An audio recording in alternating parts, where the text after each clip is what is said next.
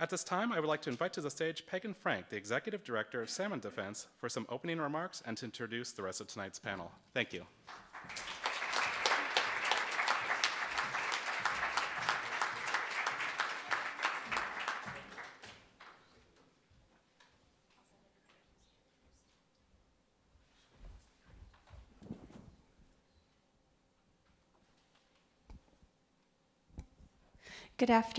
Good evening, everybody. Thank you all for being here. My name is Peggen Frank. I'm the Executive Director of Salmon Defense, and we litigate, advocate, and educate on behalf of Pacific Northwest salmon. It's an honor to be here in this space with you all, and I'm so excited for our panelists to be able to share the uniqueness and our diversity, the strength in our diversity, and our three principal tenets that we focus on so that we can bring the salmon back to the Puget Sound. So Ron, will you please join us?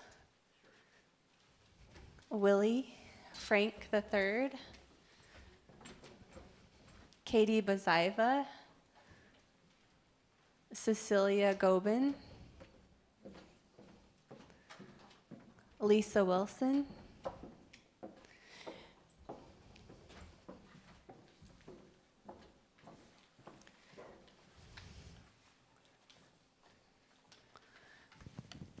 as you can see, we have an army of panelists that are here. These warriors have been out in the Puget Sound. They're in Canada. They're in our nation's waters. They're all making sure that every single one of us who loves and enjoys salmon has salmon on their plates. The salmon have clean, cool water, and I'll let everybody introduce themselves. Go ahead, Ron. I'm Ron Garner. I'm president of the Puget Sound Anglers State Board. We're the largest fishing club in Washington State. Also a member of the Orca Task Force, where you're probably aware back when we fought real hard to save our whales. And a lot of people on this board did the same thing with us. I do a lot of work with WDFW and also up higher with NOAA and other things to help fight for our fisheries. We try and help train people and educate people on what's really going on out there in our waters. For too many years, the story has not been true. It's we've all come together, and tonight hopefully you'll learn some great things tonight. Go ahead, Willie. Good evening, everyone. My name is Willie Frank III. My Indian name is Qualashkid, and I'm the son of Billy Frank Jr. My mother was Sue Crystal. My grandfather was Willie Frank Sr., and my grandmother was Angeline Tobin Frank. I'm a Nisqually tribal member. I'm the current chair of Salmon Defense, as well as the director of education at the Wahilou Indian School at Frank's Landing. And I'm truly honored to be here with this group tonight. Thank you guys for taking the time to come and listen to our stories. Go ahead, Katie. Hello, good evening. My name is Katie, and I come from the people of the river, or the Still-Guamish tribe. I currently serve my community as a policy and governance lead, advocating for our treaty-reserved rights and sacred resources by coordinating with other tribal, state, and federal governments. It's a pleasure to be here tonight, and I'm looking forward to the discussion. Go ahead, Cecilia. Osiem titiam titiaya dzahdzah'lahk tidsta ati ista hobstad ati dwalti doflelup.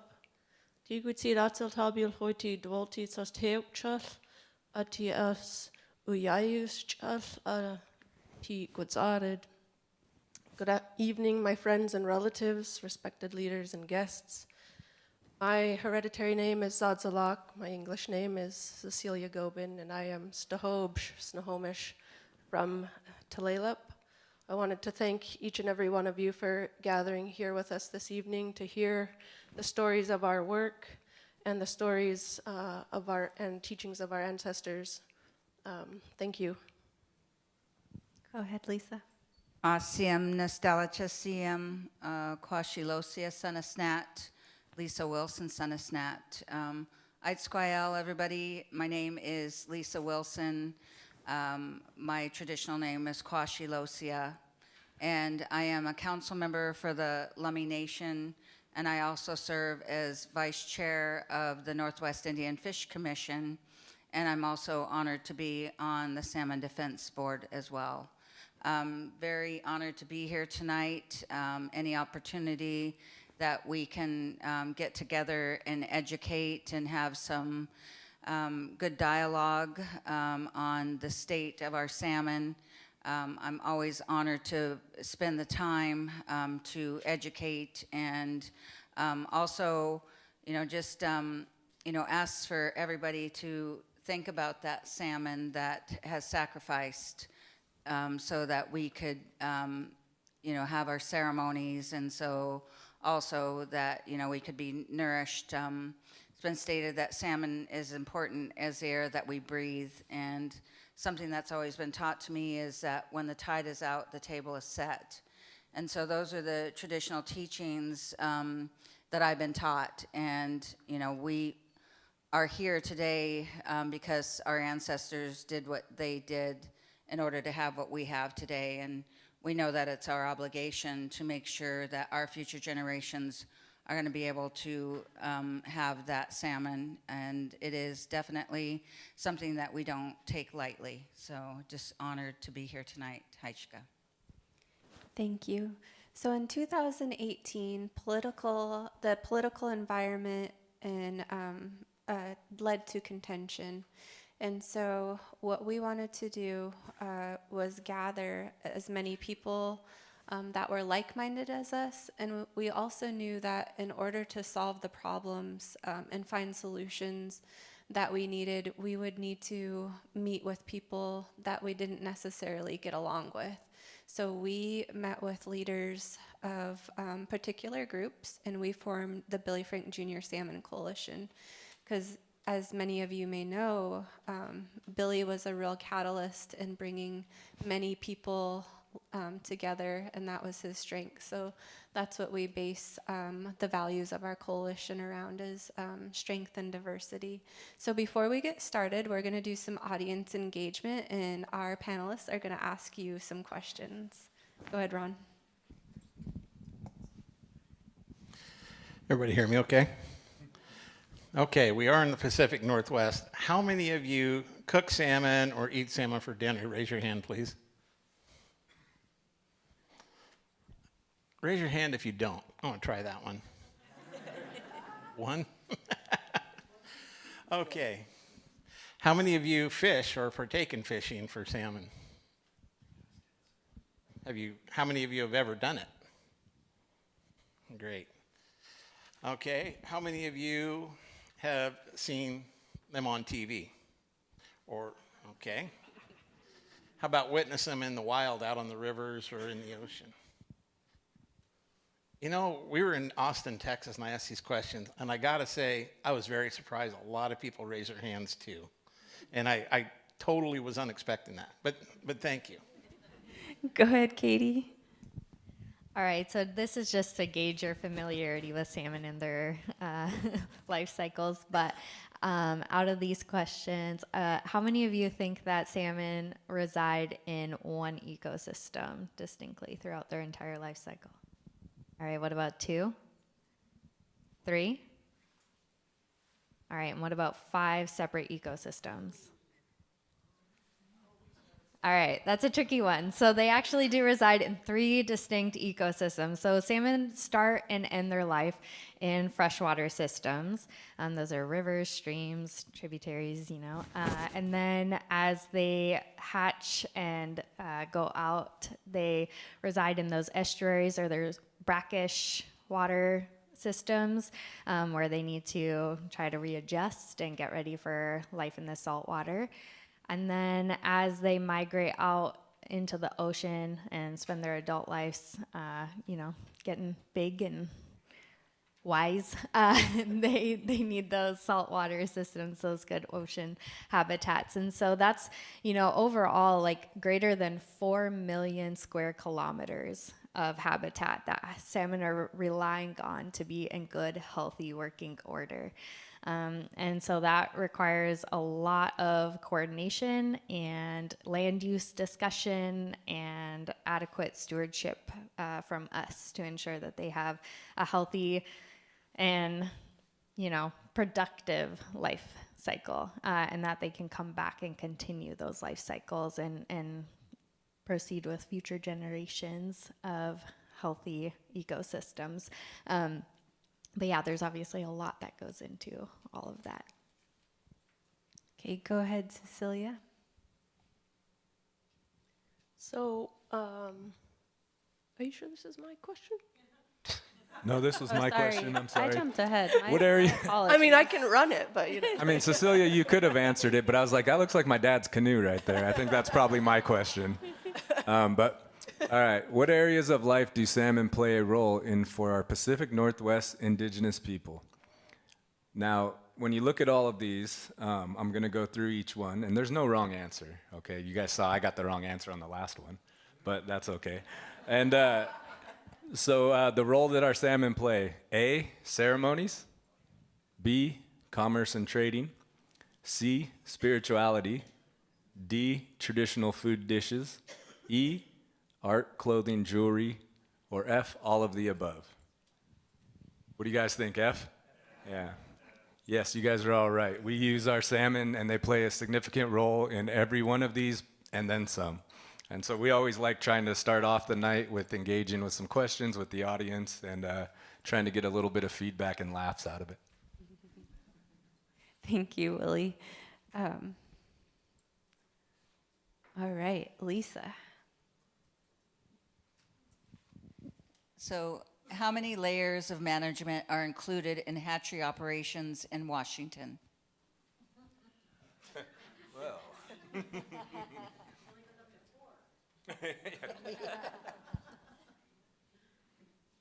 So how many think one? Okay, how many think two? Three? Four? So 3 layers, but more than, in reality, there's more than 4 layers.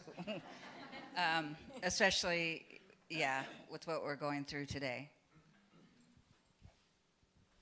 Okay, Cecilia. Oh, I thought I was going to get away without asking. No. Okay, well, I'm actually going to back us up and just ask, who knows what a pinniped is? Oh, there we go. Good. Okay. Does anyone want to shout out what they think a pinniped is? Yes. We had a visual aid to help. So how many different species of pinnipeds do you guys think live and reside in the Puget Sound? 1, 2, 3, or a special answer, sometimes 4. When they come up. So raise your hands if you think 1. 2? 3?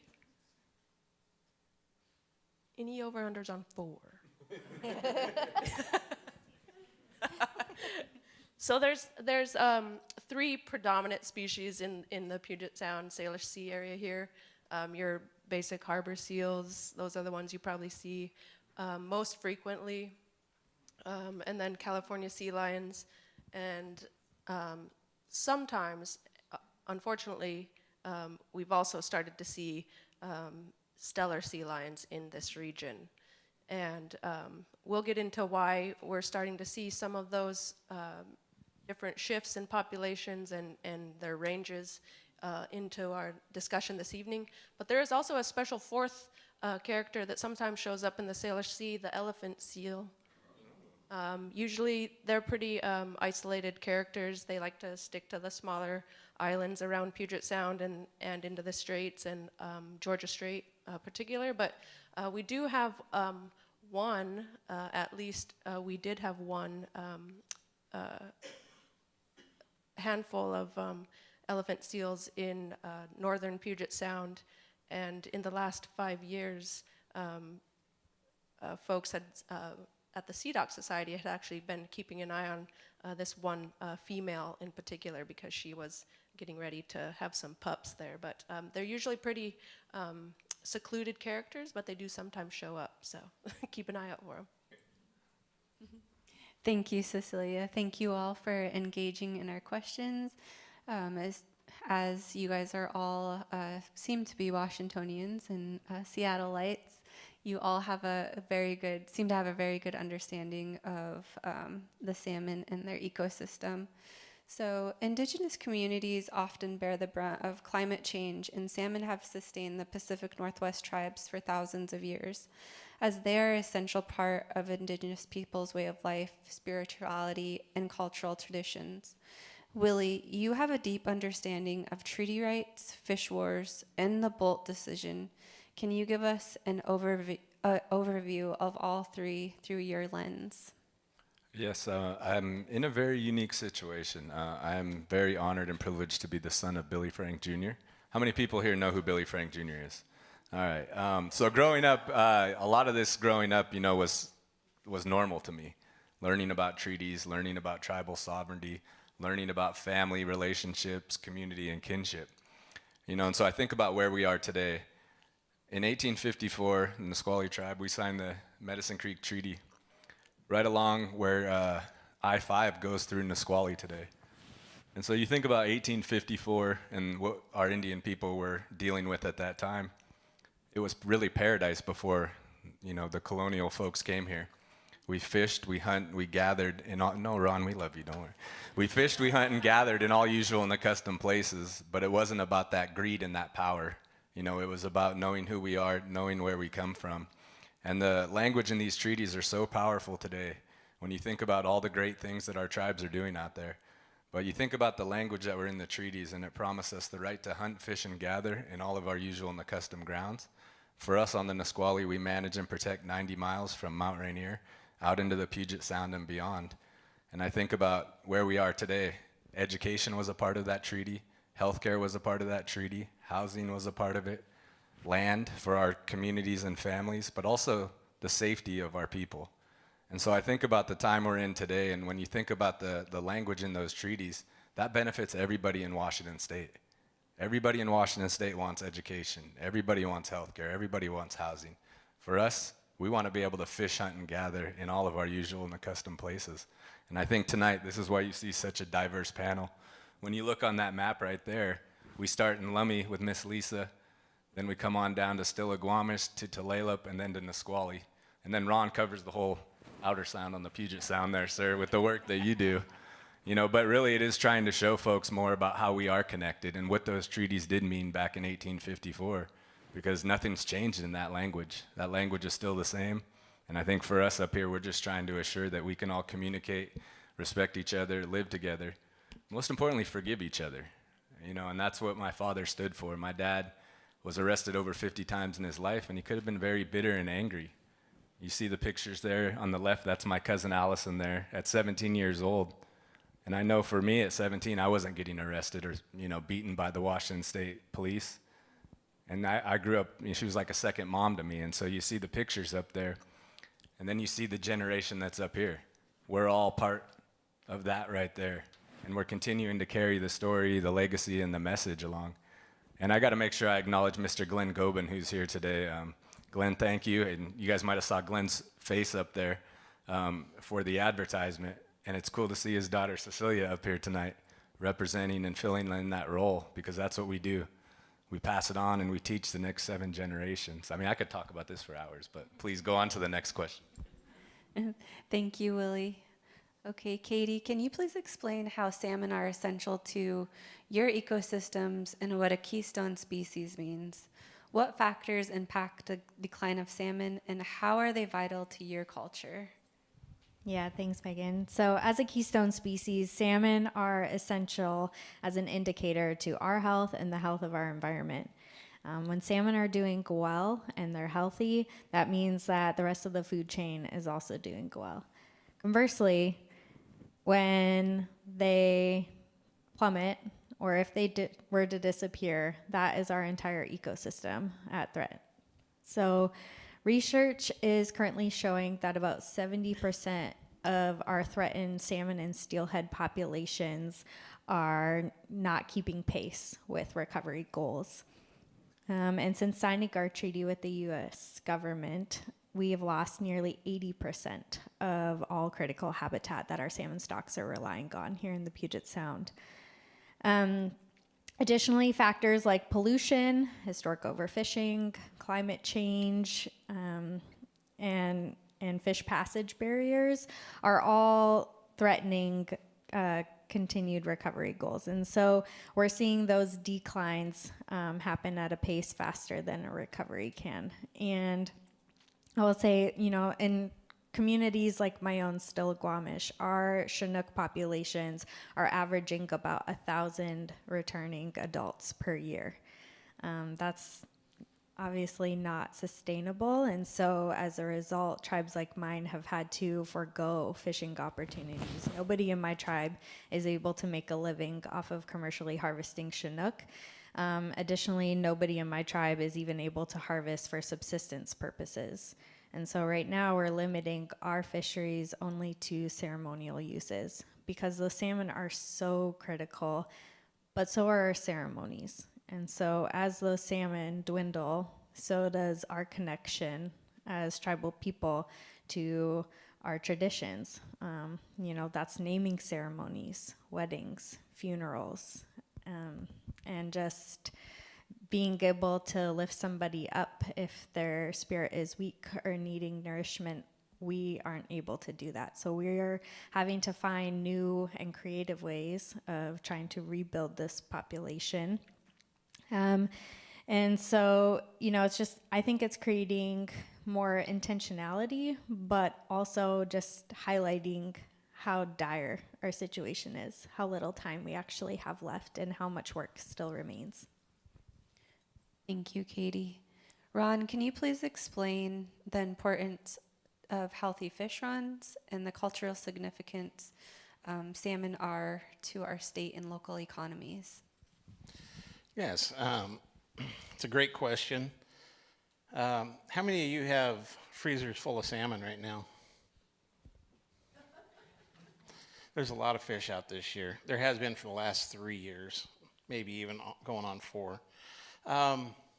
We've had some excellent fish runs. I will go back, kind of start a little bit with the Orca Task Force, where the tribes and all of us went together to make more fish. We had the starving orcas, and we fought through the Department of Fish and Wildlife Commission together with tribes and the governor's office to make more salmon. And now you're seeing an abundance of them that came back. We fought for 50 million extra Chinook additional. And we were met with great ocean conditions. If any of you are buying salmon that's local, take a look at the color of the flesh. It's real reddish. It's really high quality. They're eating a lot of krill. We have some of the healthiest waters out there on the West Coast, and that includes Alaska, California, Oregon, BC. And it really carries our economy. We have tackle manufacturers, boat manufacturers. We've got everything in the state. And it's kind of funny because all of us sitting here on this stage hardly talk to each other because the fishing's been so good, everybody's trying to fish. And we're not out fighting and complaining. We're out working, trying to catch fish. And I'm taking my granddaughters, and it's so important to the environment for your kids and your grandkids to learn and to see it firsthand. And that means something, kind of like how zoos were invented to show people to interact with animals. It's really, really good to be able to bring them into the world and see what it's like. I want to see, I don't think I have any of the grandkids up there, though. Mm-hmm. Yeah, right there, okay. We took them out this summer on my boat, and they got their first time fishing for Chinook. A 5-year-old, an 8-year-old, and a 16-year-old. And it's the best. If anybody knows what a salmon plug is, they're pretty temperamental, but they hit them like crazy. They ended up bringing in 4 fish, 15 to 25 pounds, and broke off a bigger one at the back of the boat jumping.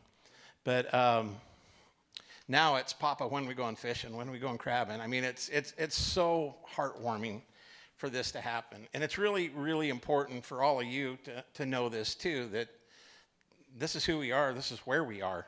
So it's seafood's the number 2 export in Washington State. These fisheries, we've cut hatchery production, Chinook and coho in Washington State, 163 million fish since 1992. Now, those fish carry everything in the ecosystem, and it carries the businesses, the tribal communities, the coastal communities, businesses. It's very important to have that. And we're getting hit by NGOs to keep shutting fisheries, hatcheries down. And I'm going to tell you just straight up, if we don't keep this going, you're going to watch the seals and sea lions really, if we start cutting these hatcheries much more, you're going to see them starting to finish off a lot of the salmon. So I think that's an important point I wanted to make tonight. Thank you, Ron. As you can see, climate change and cultural lifeways are the major themes of our presentation this evening. Lisa, can you share the importance of salmon to your tribe and give us an overview of the devastating impacts of climate change, both environmental and human, on the salmon runs in your territory? Yeah, thank you. Well, like I stated before, that salmon is as important as the air that we breathe, and so it's also been said that we do have salmon for our ceremonies, but most importantly is we have salmon at all of our funerals, and unfortunately we have a lot of funerals today, and the problem is what happens to our salmon happens to our people. Our salmon are in trouble, and so are our people. It's already been said that, it is losing our culture and our identity. And so, we do fight really hard to save the salmon. And everything that the salmon has to go through, all of those challenges, we equally have to go through those same things to save them. We did have 9 South Fork Chinook in 2015, and we started a South Fork Chinook rescue program. And a few years ago, we brought that population back over to 3,000. But over 2,500 of them died because our habitat is so bad, but then also climate change is compounding that. We don't want to say it's all climate change because we don't want to let the many years of habitat destruction off the hook. And one of the things of why hatcheries are even here today is for mitigation for that habitat destruction and the dams.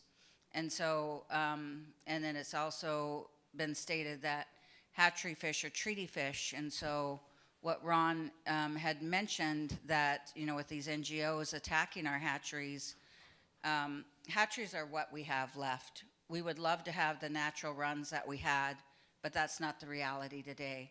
And unfortunately, unfortunately, we do have hatcheries as a tool, but then we have people attacking those hatcheries. So they're basically attacking what we have left. And they're basically attacking who we are as a people, as far as if we just stopped fishing and we just stopped our hatcheries, then their world would be fine. But if we did that, we would have no salmon. And if it wasn't for us that are fighting so hard, nobody would have salmon. And so that's the importance. Climate change is definitely a factor. It was the year of the heat dome. Our waters are hot. We have low flows and that's why another spin-off of this is why it's so important we're doing our water adjudication to make sure that our salmon do have the quantity of water that they need to get up to spawn. And so, yeah, like I said, I do want to make sure that people know that it definitely, climate change is a factor, but that is exactly why we need our hatcheries. It's a tool for climate change as well, because, that is, like I said, basically what we have left, and that's why it's more important that we do have our hatcheries to sustain what is left. Thank you. Cecilia, you're an expert in our community on salmon predation and have been working towards solutions to solving the pinniped crisis. Can you explain how well-intentioned policy, regulation, and avoidance of treaty rights has led to an explosion of seal and sea lion populations in Puget Sound? Yeah, it's a long story. How much time do we have? Oh. About 3 minutes. Well, certainly, I think everyone's seen the headlines in the last, really the last 5 to 10 years, but this has been a growing problem in terms of populations of seals and sea lions and the impacts that they're having on all salmon at all life stages, but really of critical concern for us here in Puget Sound is the impact that they're also having on similarly protected stocks like ESA-listed salmon, like the Puget Sound Chinook and steelhead. And it is kind of a long history and a long road of compounding factors as to how we got here. Like Lisa said, a lot of it is symptomatic of imbalances and degradations that we're seeing in the habitat and across ecosystems that then result in imbalances in food webs and food web dynamics. And so, but then that also gets compounded by regulations that are at face value well-meaning and well-intentioned, but regulations are only as good as we can ever implement them, and is only as good as we can implement them as, and also be informed by the science that backs those sound management decisions. And so in 1972, Congress passed the Marine Mammal Protection Act. This was a result of, at that time, as Katie mentioned, historic overfishing, and the impact that overfishing and commercial harvest was having on bycatch of these marine mammal species, whether it was whales, seals, sea lions, dolphins, all of that. And so Congress said, hey, we need to protect these marine mammals. We're going to set up this statute that does that. And they laid out this whole big rule and regulation around how pinnipeds were, marine mammals at large were going to be otherwise conserved and protected. Unfortunately, what the Marine Mammal Act fails to do is have an off-ramp for populations once they reach a sustainable status. So, and that sustainable status has to take in, right, the condition and the carrying capacity of the current environment. And so when you have situations like today where our environment is severely degraded, has multiple pressures on it from climate change, population growth, urban sprawl, all of these things that draw on ecosystems and watershed resources, and you have that coupled with expanding pinniped populations that are now kind of also overburdening a already burdened ecosystem that can't account for the number of species that's in the water. We kind of need to have this exit strategy, or what the tribes have been advocating for, which is a management plan. And what do we mean when we say management plan? A lot of times that freaks a lot of people out on, just the person walking down the street. They think that means that, folks want to go out and just take and lethally discharge a bunch of these animals. And that's not what we're saying. We're saying that management, just as we manage fisheries, good management is driven by the science, is driven by data, and it's driven from a holistic approach, an ecosystem-based management approach that takes into account all of the factors that are necessary to provide a sustainable ecosystem that's able to support all populations, whether it's pinnipeds and salmon and all of their coexistence. And so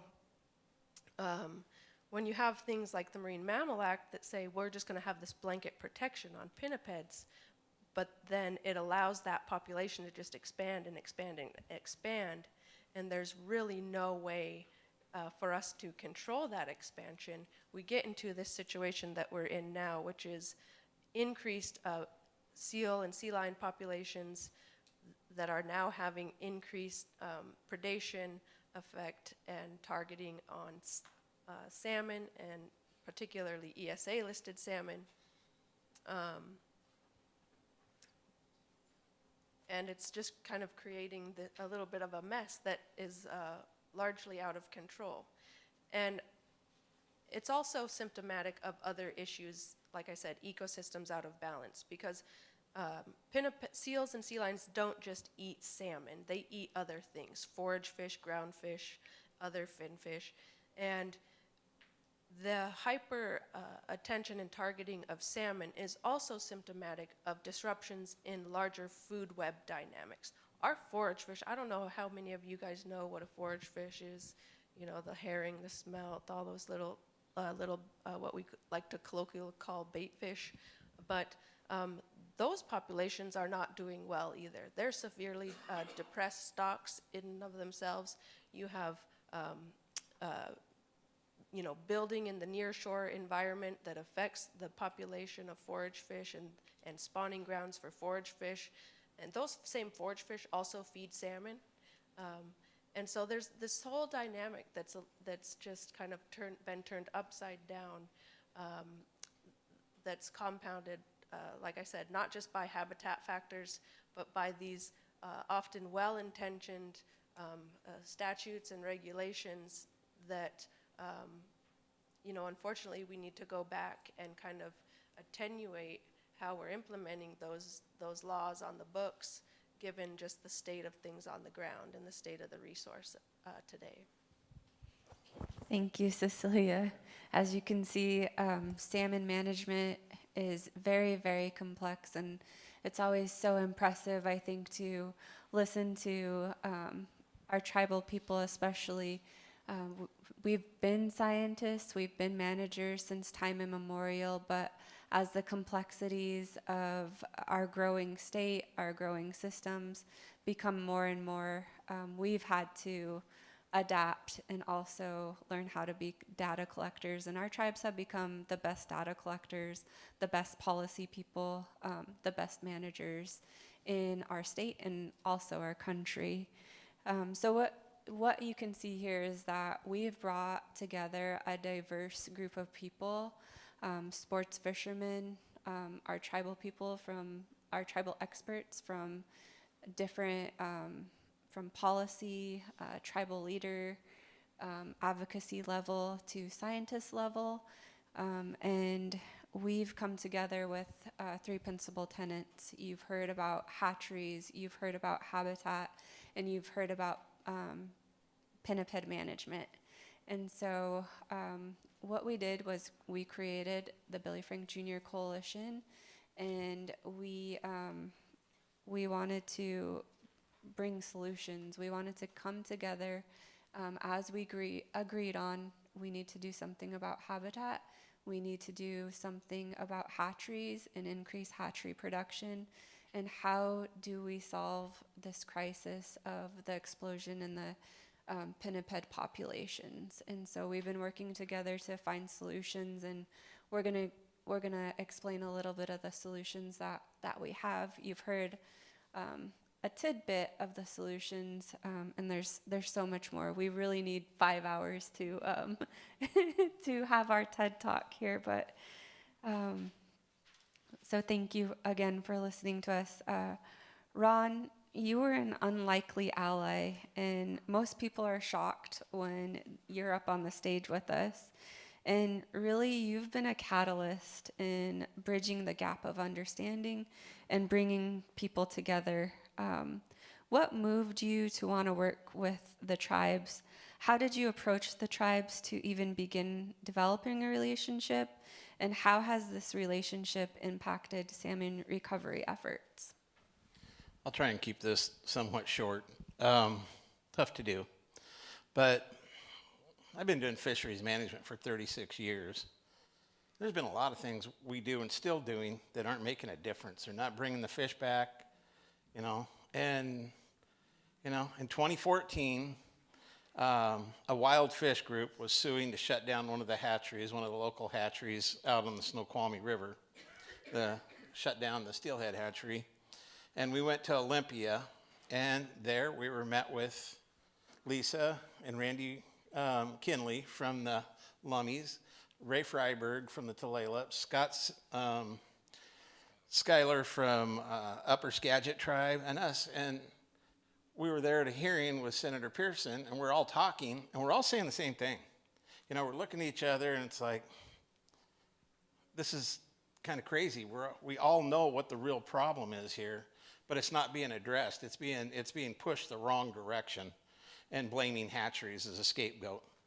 So after that meeting, I walked out in the hallway, and I talked to Randy, and I talked to Ray, and we all kind of agreed that we all were talking the same language. So it's like, let's get together. So we started a hatchery coalition to save our hatcheries, and it's pure meat and bone, meat and potatoes. There's no little stuff. And Randy passed away. Lisa stepped up and took the place of him, and Jason Gobin took Ray Freiberg's place, and it had kind of tailored off, and we brought it back. But we're all saying the same thing. And years ago, when we go in to divvy up the fish, North of Falcon Pacific Fisheries Management Council, we weren't allowed to sit in the same room with the tribes. We weren't even allowed to talk to each other on salmon negotiations. Do any of you know that? No. It was forbidden. And, enough was enough. And so when Lorraine Loomis was alive, I said, we had a plenary session at Linwood where all the tribes came in with the sports guys, and I'd been talking to all our sports people, the recreational side, going, we got it all wrong. We're blaming the tribes for everything. You see the gill nets in the rivers, but it's not the gill nets in the rivers. We quit making fish, and everybody's blaming them for that, and that's not true. And it took a while to get that through to people to understand. But they can't see that. You can't see a reduction in fish. And so it was past time. And so we talked about that. We knew what was going on. Alaska and Canada were over-harvesting our fish. The seals and sea lions are wiping them out. And we don't have the landscape to be able to raise the fish like we used to. It's getting wiped out faster than it's being rebuilt. And so I called Lorraine and I said, hey, after this meeting, I said, I want to come and talk to the Northwest Indian Fisheries Commission. And she said, okay, I'll set it up. And I did. And I walked in. I think I had an hour. I think it was probably 2.5 hours. It was that Emerald Queen. I remember that. Yeah. And it's just totally straight up me and all the tribes. And it's kind of funny because I heard like 7 or 8 times in there. It took a lot of courage for you to come in here today. And I called Lorraine later and I said, so are white people not allowed in here that aren't government? Hold on, Ron. Let's go back to Linwood, because Ron told you that side, but for us as tribal leaders, Lorraine comes into the room and tells us, we're going to go meet with the sportsmen and the commercial guys. And we're like, what? What are we doing, Lorraine? And she's like, just follow me. And so I want to make sure that it was a little bit on both sides, She, Miss Lorraine Loomis was our former chairwoman of the Northwest Indian Fish Commission. And every one of us up here are part of Lorraine's legacy and her teachings and her message. And I always like to make sure we include Lorraine, because thanks for doing that. Yeah, she's the boss. So, and she was the leverage point that I used, and she is a wonderful lady, and I miss her dearly. But she was great. I can't say anything, but she was just fantastic. So going back into there, she let me come in, and we started talking about what's really going on. And I said, we need to work together on this stuff. We know what's really happening. The other people out there don't, but we do know. And so hearing this 6, 7, 8 times, it took a lot of courage for you to come in here today. So I called Lorraine, and she says, yeah, no, people really aren't allowed in here, but we brought you in. And I said, well, they said it, 6 or 7 times. It took a lot of courage. And I said, it took running out of fish is what brought me in here. And then we got a good laugh out of that. But the tribes have been, if we didn't have tribes, we would have no salmon. I guarantee you that right now. But I've been the odd man out in a lot of the recreational fisheries. I took beatings for years, but we held course. We educated people. It's getting better. These are all our best friends. And we're in it for our kids and our grandkids, for future generations. We've seen I've seen very good fisheries in my lifetime. I mean, just unbelievable fisheries. I used to fish on the coast. I'd take my boat out there and I'd talk to the tribal guys, the commercial guys, and we'd share, where the fish are. I mean, people to people. And that's what we are up here, is people to people. That's how you get things done. You treat everybody as a person. You hear all these things, how terrible people are, but when you sit down across a table to them, they demonize them, and then you find out, hey, that's not right.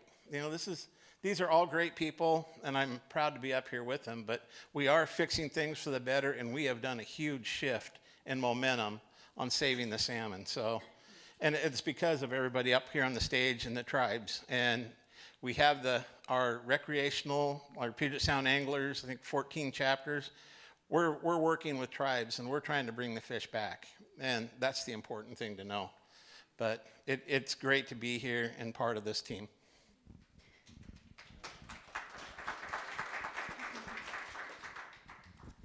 Thank you so much, Ron. Kadi, why are honoring treaty rights so important, and what has the Stillaguamish been doing to restore salmon in your territory? Sure. So as I mentioned previously, so we lost 80% of critical habitat for salmon throughout the Puget Sound just in signing the treaties. But the treaties, like Willie touched on, I think out of all the things that we could try to incorporate into a document that we didn't understand, in a language that we didn't understand, the right to take fish at our usual and accustomed fishing grounds and stations was something that was included in the Point Elliott Treaty of 1855. And since that document was signed, losing 80% has been obviously pretty devastating. Now, tribes have been sounding the alarm for quite a while. 80% isn't something that you can just bring back overnight.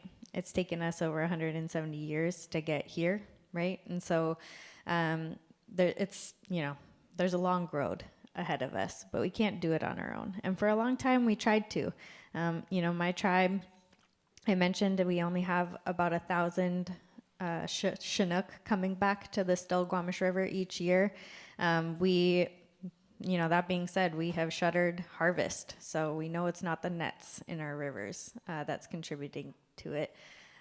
We have bought and operate 2 hatcheries on our river, on the North and South Fork respectively, and those are integrated facilities. And so the genetics of the fish that we're producing there are indistinct from the natural cohort in the river. And then we've slowly started just buying back land to restore it and restore salmon habitat throughout our watershed. But that being said, we can't do this alone. And so we're very grateful to have sportsmen like Ron and, state governments, other tribal governments, the federal government, and those agencies that do supply us with funding. That's so critical to doing the projects and the work necessary.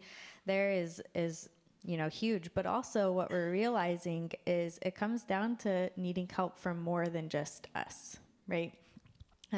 We need everyone to contribute in just small ways as you can. And so that being said, we need more coordination from our neighbors, from state and federal governments. And that's part of what the Billy Frank Jr. Coalition has sought to create. We have consensus on key focus areas that can help us address our common concerns, and that is essential. And, there's a lot that we don't always agree on, and that's okay, because as Peggen mentioned, we have our 3 key focus areas for fixing the problem. And that is, we all have to agree that we need to protect and restore habitat. I mean, that's crucial. But we also need to enhance hatchery production, because that is something that could very quickly and easily slip away. And then we also need to manage seal and sea lion populations and make sure that there is balance in the ecosystem and that they aren't having to compete for food or have, growth that is almost inhumane to those populations too. It's not fair for anyone to starve. And then we need to build that urgency, I think, around the issue to really inspire change with everyone. And, we have been doing a lot of research and just figuring out, how we can connect to our audiences to educate. And that's something that I'm really proud to be a part of and to see grow. Thank you, Katie. Willie, you like to talk about Nisqually being the center of the universe, and sometimes that's controversial in some rooms, but can you tell us a little bit about the Nisqually tribe's relationship with the Billy Frank Jr. Wildlife Refuge, and explain the importance of teaching the values of treaties to all Washingtonians for salmon recovery? Most definitely. In 1917, 2/3 of the Nisqually Reservation was condemned to make room for what is today Joint Base Lewis McChord. And so if you think about 1917, at that time, my grandfather, Willie Frank Sr., he bought 6 acres of land about 7 miles from the reservation boundary line, and it's still known today as Frank's Landing. We have the Wahilut Indian School there. That's where the fishing wars happened back in the 1960s and 70s. And when we talk about managing our river, I can't think of what our people, not just at Nisqually, but up and down our watersheds had to go through during that time. It was civil disobedience, a lot of just mistreatment of who we are for exercising our treaty right. And so I think about my father, the stories he talked about over the years. He talked a lot about respect, he talked about partnerships, and he talked about relationships to be able to assure that our watershed is going to be protected and assure that it's going to have salmon. So we're not up here, holding up a picture of a salmon, or we're holding like a plaque of a salmon. That's not what we want to be. And so my father, over the years, he had to, break down a lot of barriers and walls. And one of those groups were the Wilcox Farm and the Wilcox family on the Nisqually River. And you think about that, back in the 80s, the tribes, and we still have challenges with our farmers today. But for us on the Nisqually, my father and Mr. Jim Wilcox, the head of the Wilcox family, were able to come together in a room like this when people weren't able to communicate with respect to each other. And they brought a group into Mr. Wilcox's house, actually, and they were able to start talking about a Nisqually River watershed plan. And for me, growing up, I always hear these great stories. That was in the late 1970s. The plan was put together. George Walter, David Trout, my father, many others worked on this plan. But my dad always talked about it was Mr. Jim Wilcox that made that difference. He was the reason when he started to trust my father and the values our people were taught to protect that river, to protect the watershed, and we're not going to do anything to ever harm our rivers or our watersheds. For us, we have 2 hatcheries on the Nisqually River. And if it wasn't for those 2 hatcheries, we probably wouldn't be fishing in the state of Washington today. I'm not being cocky or overconfident, I'm just being honest.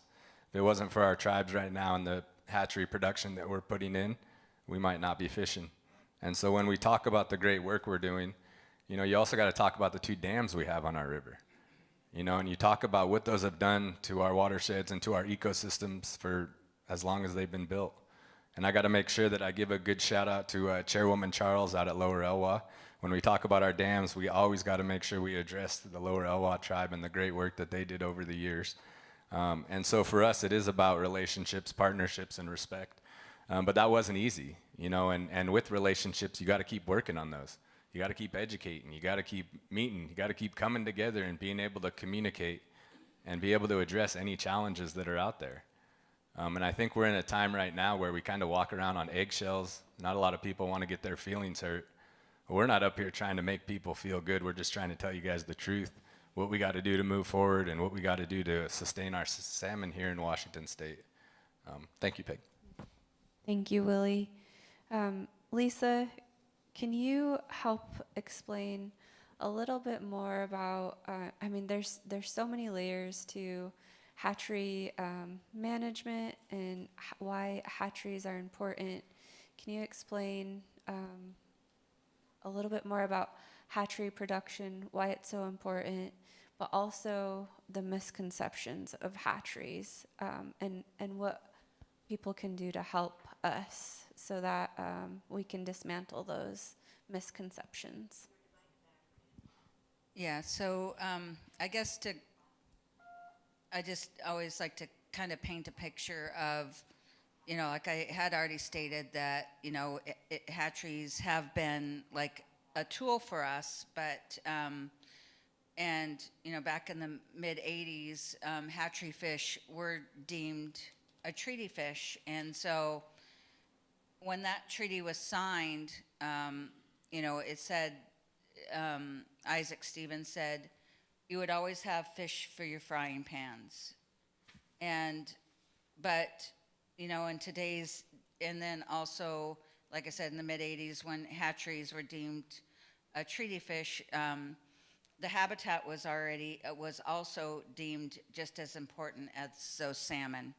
And so, but, you know, a lot of this work falls on the tribes. We're producing our own salmon, and we're fixing the habitat to sustain them, a problem that we didn't create. So we're basically upholding the treaty obligation to ourselves. When they said, you know, you'll always have fish for your frying pans, it didn't mean you guys go do all the work and we're going to put all of these layers on bureaucracy on you to make it almost impossible for you to save your salmon. Because that's what's happening right now with all of the layers of bureaucracy that have been put on us. You know, for our hatcheries, when I talked about the temperature already going, like being warm going into our hatcheries, and that's considered polluted. Well, when they go out, the discharge in our hatcheries goes out, we are the ones that get dinged for that pollution, even though the water comes in polluted. The permits that we have to go through, we have to jump through more hoops than wastewater treatment plants. And it is different regulations by the EPA on the Clean Water Act, and it's different regulations by NOAA on the ESA, Endangered Species Act. But meanwhile, you know, timber industry can keep, you know, cutting down the trees and, you know, producing silt into our waters. The farmers can keep polluting our waters, shutting our shellfish beds down where we can't even exercise our treaty rights. But God forbid we produce a salmon for our people, which was promised to us in those treaties that we signed. And then, like I said, you know, fixing the habitat, a problem we didn't create. And having to be in these processes is where we're kind of pitted against each other, but also stakeholders to compete for that funding just to fix the habitat to sustain our salmon. And so the issues that we face that we've been working on, you know, if treaties are indeed the supreme law of the land, you know, then get us the exemptions and quit putting the disproportionate undue burden on us. You know, like I said, it's not like we're sitting back and saying, where's our salmon? We're the ones at the forefront doing everything. And so that's when I say the challenges that the salmon go through to survive, those are the challenges we have to go through equally to save them. And so, and it's very hard. You know, it's very hard work, and there's a lot of pressure on us because, you know, of the obligation that we have to our ancestors, and knowing that if we don't start doing something differently, then our salmon could go extinct by in the next 20, 30 years. And that's a lot of pressure for us, you know, not on our watch are we going to allow that to happen, but it takes everything we got to fight for it. And so, you know, my late mentor, Randy, that Ron had talked about. You know, I was following him around when he was still alive, going to these meetings. And I asked him, I said, how can you, like, keep going when everything seems so bleak? And he said, well, if we quit, they win. And when I think about that, you know, I think about, well, as long as we keep doing what we're doing, then we keep the hope alive to save our salmon. And so that's why we always do everything in our power, because it's not just jobs for us, it's who we are as a people.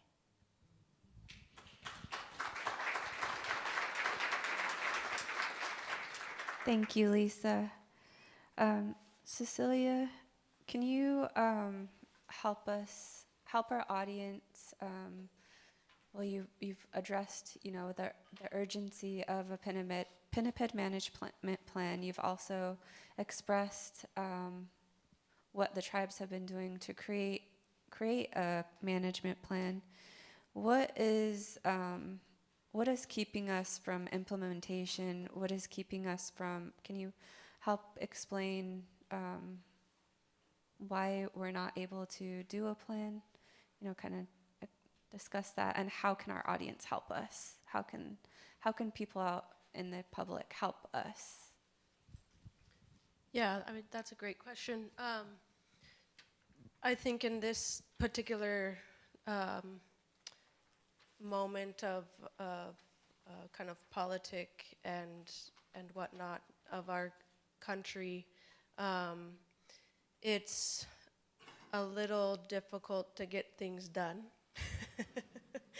And, you know, there's competing priorities, and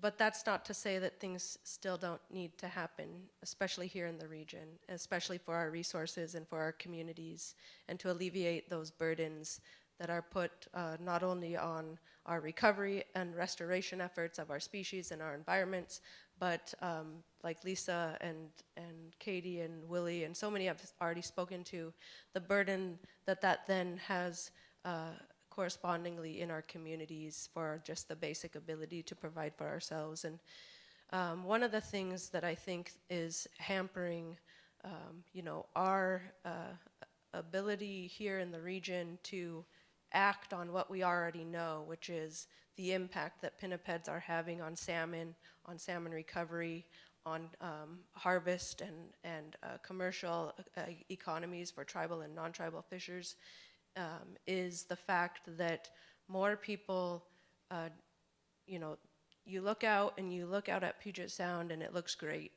You know, people are still out there, they're enjoying themselves, they're fishing, they're swimming, they're walking on the beach. You know, the whales, they've been spending a lot of time here in this last summer. But what's happening underneath the surface of all that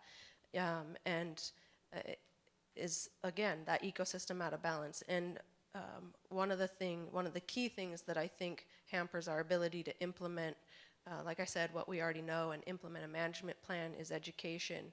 And it's educating the public, educating our legislators and our decision makers who oftentimes don't want to make a decision without the backing of their constituency.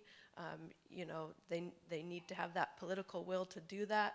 And so it's about educating. It's about educating people about the realities of the conditions of not just the Salish Sea and Puget Sound, but of our local watersheds and that imbalance that we're all experiencing and that the species are experiencing. It's about educating all of you all to understand that when we say management, we don't mean a wiping out of these cute little harbor seals that everyone loves, and they're adorable to look at. Like, I love them just as much as the next person. I also am an advocate that they have a role in the environment just as much as salmon do too. But it's about balance, and it's about restoring balance. And traditionally, you know, our people maintained balance by hunting and taking these animals because they were a vital resource, both of sustenance, but also of trade. Also just to use in our everyday kind of, you know, economies and subsistence and ceremony and all of our lifeways. But it's about educating folks that, you know,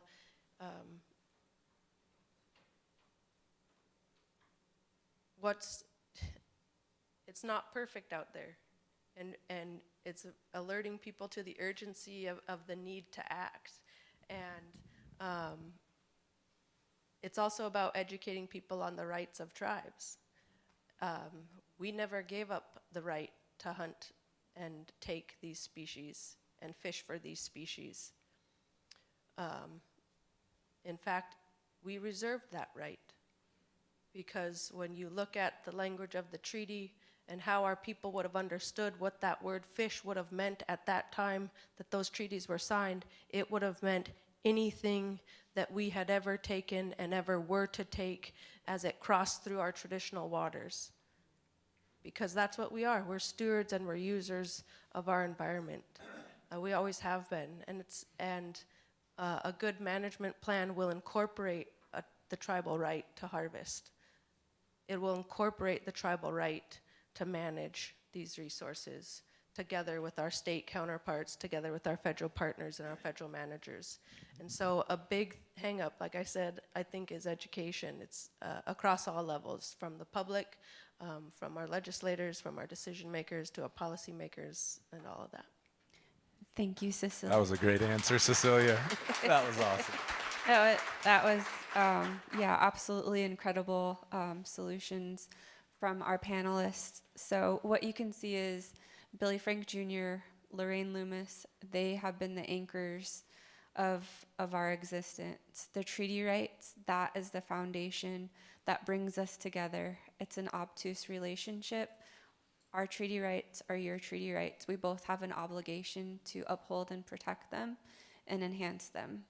And so the Billy Frank Jr. Coalition, we have committed leaders, and we created the Salmon Warriors campaign because we knew that we needed to reach more people. We knew that our coalition alone couldn't reach these solutions, the goals of our solutions on our own. So we created the Salmon Warriors campaign. We did our research, we did focus groups, and we found out what the public knew and what they didn't know about our salmon and our ecosystems. And so now we're going to show you the Salmon Warriors campaign, and then we'll open it up for Q&A.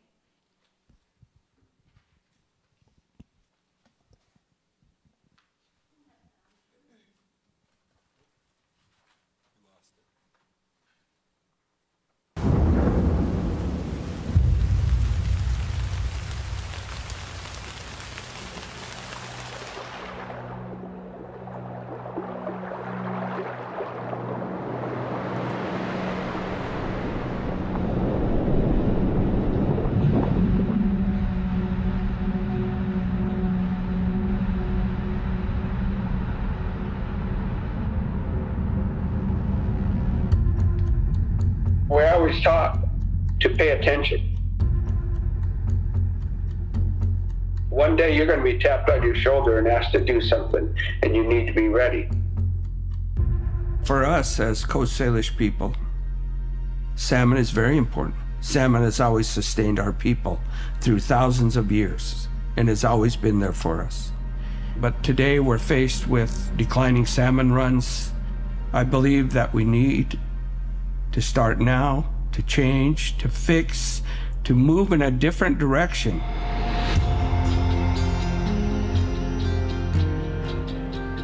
Well, a keystone species is a species that's essential for an ecosystem to function correctly.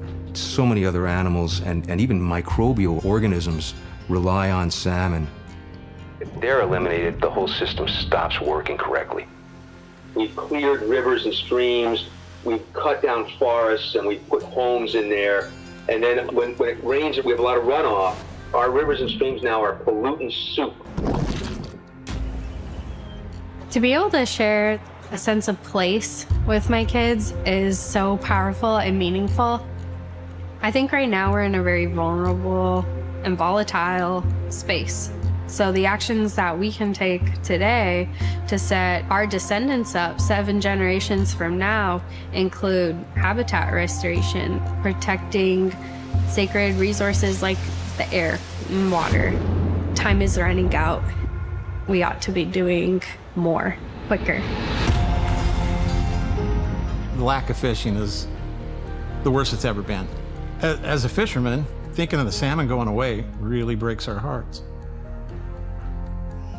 I went to the tribes and I said, you know, we want to fix this.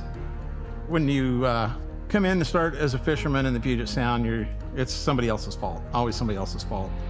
Nobody talks about, you know, the habitat being destroyed and things like that. The finger pointing's got to stop because it's not getting us anywhere. It's not fixing anything.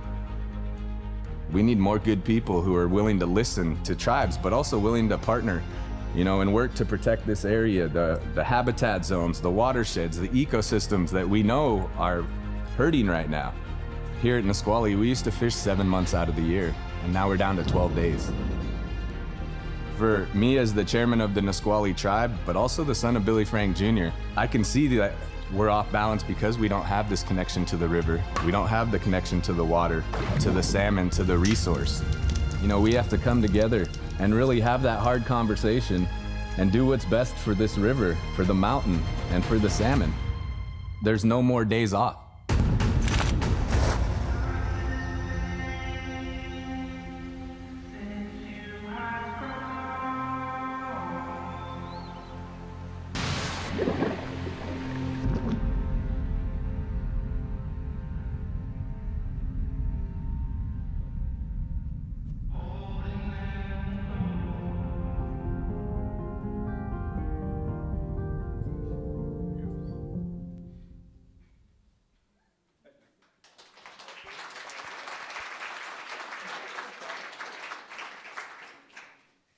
Thank you very much. Again, we're incredibly honored to have your presence, for you to take time out of your day, and also to honor us on Indigenous Peoples Day to come and listen to our solutions and the work that we're doing. Our strength is our diversity, and it's going to take all of us to turn the tide for salmon. Before we jump to Q&A, I just want to give our team a shout out. SeiiNiiSeii, they helped us develop our communications campaign. They're in the back.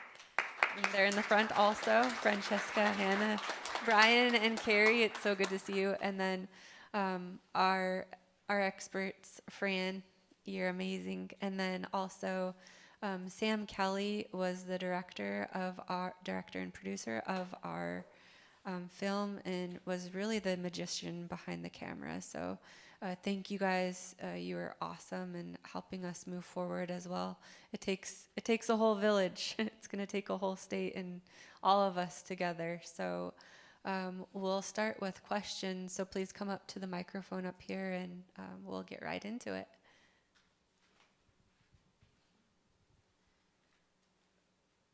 I'm sure lots of us have questions about the opposition to the hatcheries that are essential to what you're doing, and essential to not only your way of life, but the way of life of all of us, and that it'll keep spirits going while we're waiting for more salmon restoration and natural returns.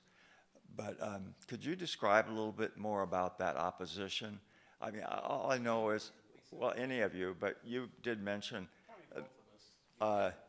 we fight them on a constant. That's how we came together. All I understood with my reading over the years is that the wild salmon folks were the opponents to the hatcheries. Could you expand on that so I can understand why that's still such a force? Okay, so one of the main things is, and thanks for asking this question, I think it's real important, is the blame always goes on hatcheries when the fish aren't coming back correctly. We've destroyed the habitat. I'm not real big on saying climate change, but we're sitting what used to be an iceberg, you know, pretty much, that carved the Puget Sound. So it's always changing, always. And it's warming up. And as I said earlier, we had a really good fish runs the last couple of years. Well, these are cycles, and it's going to leave, and we're going to go back into some really bad times. That's when our hatcheries are going to be the most important. Right now, our runs and our rivers aren't getting our fish back up, but they get blamed. It's always the hatchery fish. And under ESA, so one thing that Lisa mentioned, mitigation. So you had the treaty where the tribes ceded us land for fish and game, correct? Everybody understands that was a treaty. US v. Washington 1980 came back and said mitigation. Mitigation was to keep basically their frying pans full, but for an easier way to say it, but we're supposed to keep them fulfilled in fish and game, and we're not doing that. We haven't been doing that. And that's a federal, ruling. And ESA, for the last 30 years, we've been trying to play ESA. A lot of these stocks they're mixed stocks. They're not the pure stocks of, the 1800s. And they sue on that, on process, on ESA, saying, oh, your hatchery fish are harming the I'm not going to call them wild fish, I guess I should say, natural origin fish that are coming back. And they end up suing and shutting our hatcheries down. And they're just slowly pecking away, knocking the hatcheries down. And the hatcheries, I'll probably let you come in here, Lisa, because you had a really good part where you said that until the habitat's rebuilt, we need the hatcheries. Yeah, this is what originally brought us together for Lummi. The late Randy Kenley saw that, our hatcheries were under attack by these different groups. And, their mandate, like I said, is if we just stopped our hatcheries and stopped hunting and fishing, that their world would be fine. And that's not going to happen. But the thing is these guys are getting a lot of money by suing. And their whole theme was the only good hatchery is a closed hatchery. And it's time that, we've been working together to push back. And their biggest fear is to be exposed on who they actually are. They claim to be helping with the environment and all of these sort of things, but they're not in the trenches to try to work with us. They're just attacking literally the extinction of our culture and our way of life. And these people have to be stopped because they think that they can just do this when it's supposed to be treaties are the supreme law of the land, and these guys know better than the tribes. Well, the tribes have lived this. They've lived it and they eat and breathe it. We do it every single day. These guys throw out all these theories and they don't have any science to back it. And so that's the problem that we have with these groups. And, the tribes are the sleeping giants because we've stood up to them at every step of the way. They tried to stop the gill net bans. They tried to do a lot of different things. They've tried to infiltrate the legislature and the WDF&W Commission, and we fought them every step of the way. So then they moved up to Alaska and then down to the Columbia. So we're banding together with Alaska and Columbia, and we're going to go after them, and we're going to expose them for the way that they need to be exposed, and we're going to go after their funders. And what their funders are doing right now is they're funding the extinction of our culture. And the tribes. It eventually means they're going to wipe out our tribes. We can't stand for that. If I can add just a little bit more context too, I think largely the heartburn there from these anti-hatchery groups is essentially trying to conflate hatcheries with fish farming, right? And so they're trying to essentially articulate that hatcheries are somehow producing these fish that are not equipped to survive in the wild, and then those progeny are then integrating with the natural origin salmon stocks. The problem with that, I think, is just they don't maybe understand enough about how our hatcheries are truly regulated, about how, how much management and science really does have to go into these programs. It's not like, the late 70s where you could have a Chinook farm wherever. They're very, very regulated. NIMS is very engaged, and we have hatchery genetic management plans to combat that exact thing, right? And so there are different types of hatchery programs throughout our state. We have segregated programs, and those are integral to ensuring that there are enough fish produced to catch for humans, but that there are also enough fish out in the Puget Sound for our southern resident killer whales, for our pinnipeds and everything else. And those fish they're intended to be segregated from the spawning ground in that they're supposed to be caught. You know, those fish are being produced to be caught, and that is all that is really sustaining our treaty rights and these southern resident killer whale populations right now. We also have integrated production facilities, and those are the types that like we're operating on the Still-Squamish, right? And so those fish are not being produced to be caught out in the Puget Sound or in Canada or Alaska. Those fish are solely intended to integrate with the natural origin fish to stave off extinction. But they also serve as an important scientific indicator stock for international processes like the Pacific Salmon Commission.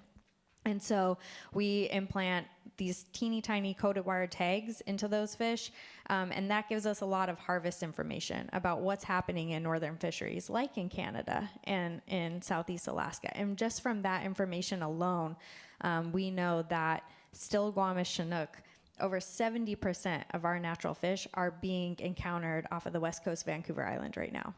So even if all of southern U.S. fishing shut down just for Still-Squamish, we would not meet recovery because those northern fisheries are largely unchecked right now.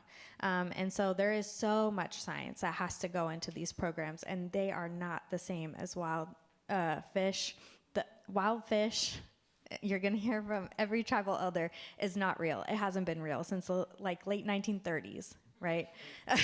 Since hatchery production started, there's no such thing as a wild fish. They have all integrated with a hatchery-produced fish at some point during their timeline. And so I think that there's just, again, a large lack of education that we're trying to combat. And it may seem well-meaning, but farm fish is not the answer. Reducing hatchery production is not the answer. So if you see any misleading sites, organizations that are preempting that hatcheries are terrible, they're bad for your tax dollars, that's absolutely not the case. And we would love your support in helping educate them. We have time for possibly one more question.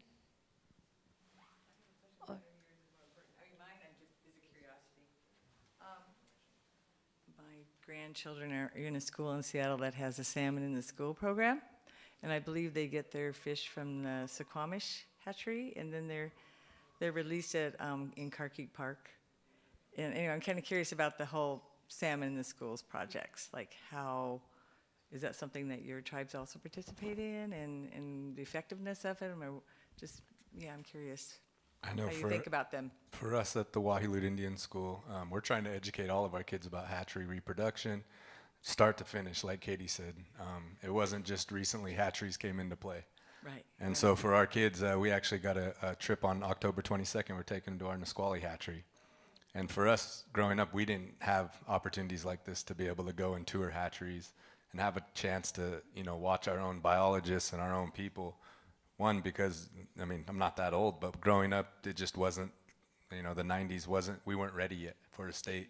And now to see all of our tribes on our watersheds, we had a great salmon event in Tulalip last year, educating our kids, just about the importance of hatcheries and salmon. And so I know on the Nisqually and the work we've been doing, I think every watershed, though, is like that in tribe. Thank you. Very good. Thank you so much. Thank you. Did you say Carkeek Park? Yes. Okay, so our Puget Sound Anglers chapter works on a hatchery over there, just a little bit further into Edmonds, and it's now called. I'm so sorry, Ron, for the live stream, can I just have you speak into the mic? Can you hear me now? Yes. Okay, our Puget Sound Anglers chapters have net pens where we raise coho salmon and release them every year. Our Renton chapter, I think, has like 11 or 12. They did have incubation sites down through Renton area, and they've expanded into a lot of other rivers helping. Our North Kitsap chapter is helping on chum, but we have a net pen in Edmonds that releases them, 30,000 every year. And then also at the same time, this is through with WDFW, a bunch of them are released from the hatchery right down Shell Creek, right out into the water. So that's where a lot of those fish come from. But we do a lot too, as far as putting fish out for everybody to catch. I'm not sure too many other people do that, but our Puget Sound Anglers chapters kind of help too with a lot of that. And that would be where I would guess those fish were headed, is back to that hatchery. Okay, well, that is it for our segment tonight. We do really appreciate you all coming out. Thank you so much for your time. Safe travels back home. If you follow us at salmonwarriors.org, you can reach out to us and ask us questions. Maybe you have potential places that we could go and also educate and advocate. We would appreciate that. But overall, we appreciate your support. Thank you so much.